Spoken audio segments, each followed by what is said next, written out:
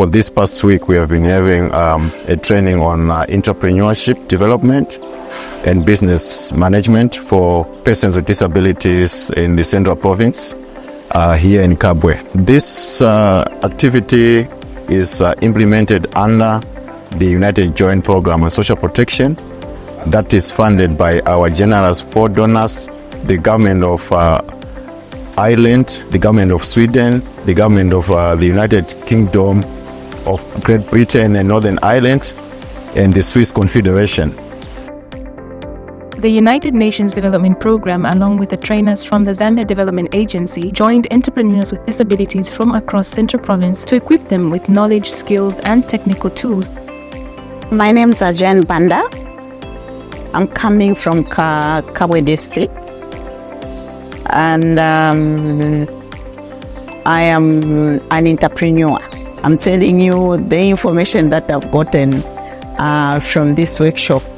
I'm sure the next time that you are going to come, I'll tell you to say these are now the other, as an entrepreneur, these are other businesses that I added because I used that knowledge that I got from that workshop that you provided. So career options remain limited for persons with disabilities in the country, with very few industries and companies offering employment for job-seeking persons with disabilities. The training works to address the challenge by providing the information they need to create their own employment. Employment is quite scarce to persons with disabilities because majority of the employment that we are seeing in Zambia is just about teaching. So we'd like our people also to explore other areas so that they can engage themselves in other fields apart from just teaching.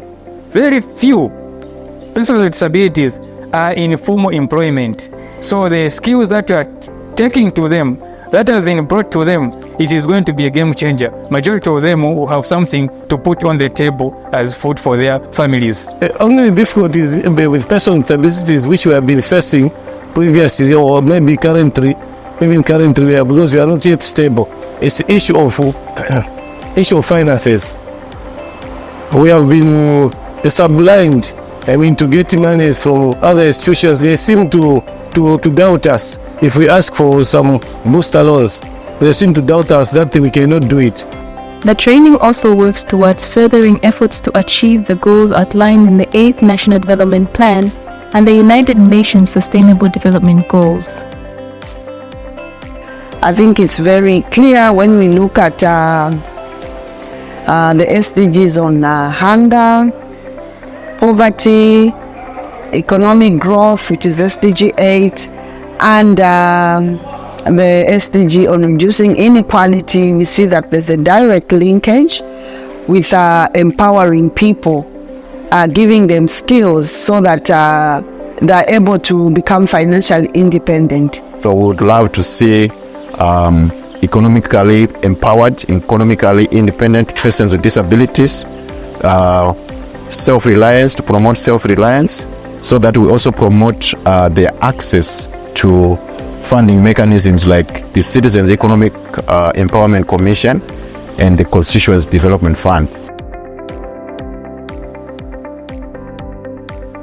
With limited funding options, persons with disabilities that already experience other significant barriers to entry further experience difficulty accessing financial services to expand their business capacity and market reach. Persons with disabilities face a lot of challenges. One of it is access to services. I'll give an example of education, and also access to empowerment programs. So I think the other challenge is the barriers that are there for persons with disability to access these services. Quite all right, the government is doing a number of things. The government is doing a lot of things where persons with disabilities are given an opportunity to access services, but the challenge that is there, it's like if I talk about the issues of deaf persons with hearing impairment, it's communication barriers. Communication barriers because they are not able to effectively access this information. on an equal basis with others.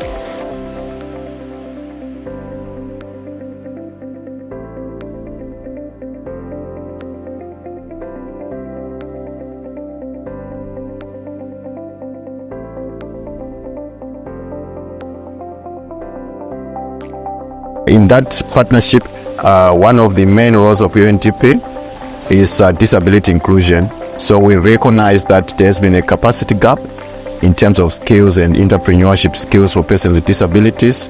So this is why we came up with this training, and we're expecting to roll it out to all the provinces across the country.